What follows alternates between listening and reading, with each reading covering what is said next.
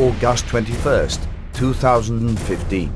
A deadly typhoon struck the northern Philippines, leaving a trail of destruction and forcing more than 5,000 to flee their homes, officials have said.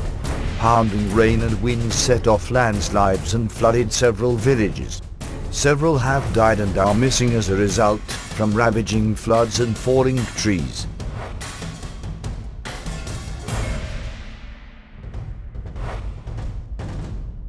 John 13:19.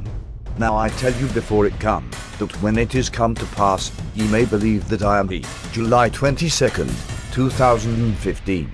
Judgment is coming to the Philippines. Sapagkat ang paghatol ay dumarating sa Pilipinas. We've been to many countries around the world. Sapagkat hinahatulan na ng Diyos ang mga bansa. And we told them judgment was coming. At pinag-aralan nila na ang paghatol ay malalapit na. And shortly after we left, at nung sila'y makalis na doon sa bansang iyon, judgment has taken those lands. at dumating yung paghatol sa bansang iyon, Floods. ang mga pagbaha. There will be floods and mass destruction upon this land. May darating na mga pagbaha at lahat ng uri ng kalamidad sa bansang ito. Philippines, turn to Jesus. O mga Pilipino, magbalik tayo kay Jesus.